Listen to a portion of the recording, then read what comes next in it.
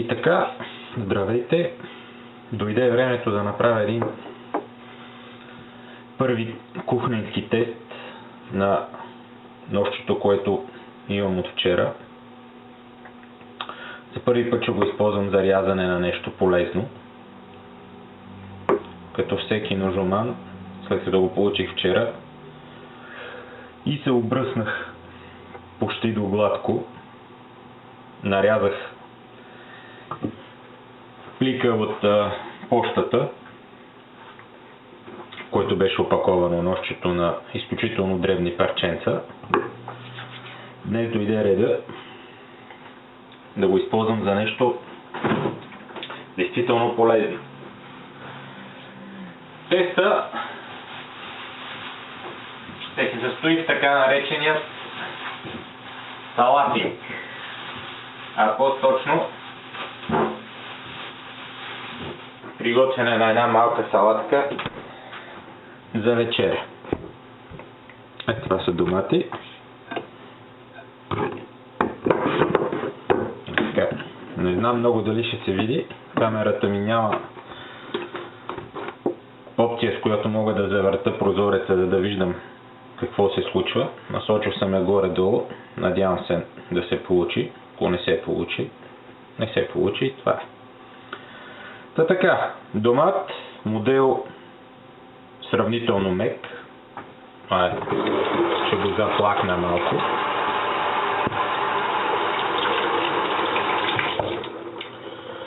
Който ще нарежа така, както аз обичам за салата. Страхотно мазно нареза. Да. Лети, така да се каже, през мекия домат. Не обичам да го режа на кръгчета, а е така на по-едри парченца.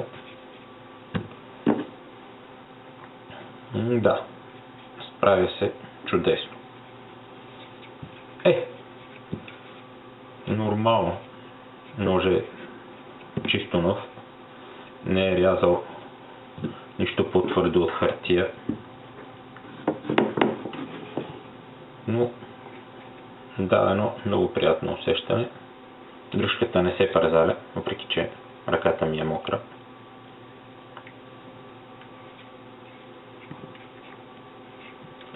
Да. Хубаво реже. Приятно. Ще се опитам да погледна отзад. Дали камерата се... Да. Изглежда добре насочена.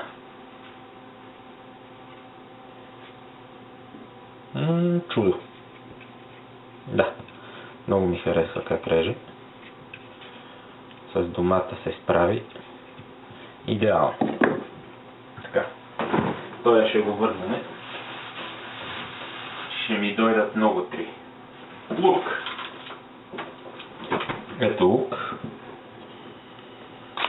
Глава. Доста голяма. Ще резнем горе-долу толкова муха. Никакъв проблем. Ножчето лети през лучица. Но сега да пробваме малко да порежеме на дъската все пак. Значи принципно не знам, винаги съм свикнал като си правя салата да режа всичко направо в чинията, почти не използвам дъска. Ама айде сега да я преместа малко да се вижда. За целите на презентацията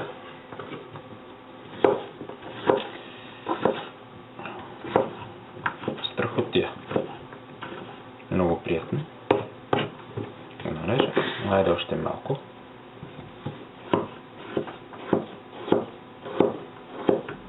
Чудесно. И така.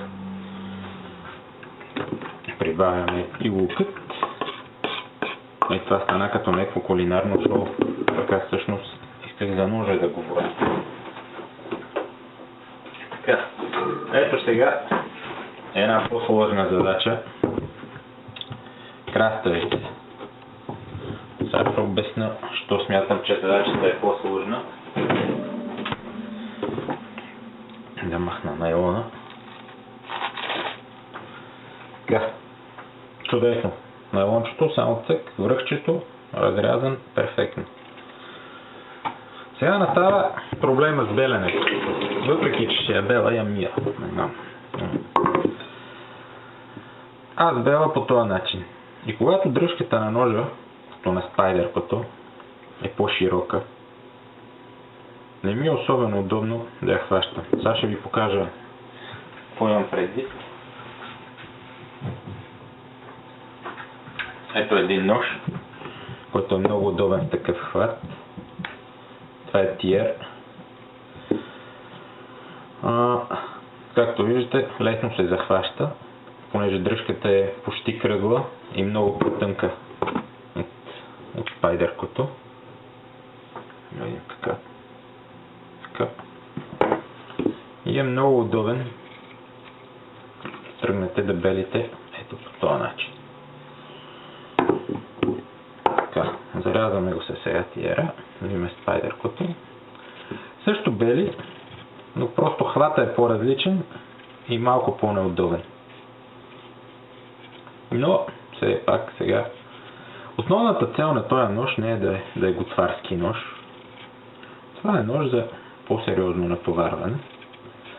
Но идеята е да видим в една враждебна обстановка на оцеляване, дали ако имаме продукти за салатка и спайдеркотина и под ръка, ще успеем да оцелеем поне известно време. Мисля, че да.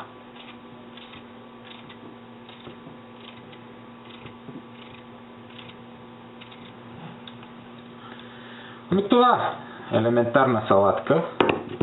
Лук, домат и краставица. Слагаме малко олио. Мислех да пина една водчица и в последния момент се оказа, че няма. Така че ще пинем една чашка червено вино. Да кажа на почитателите на ножовете честито и весели празници. Това е от мене. Бъдете здрави!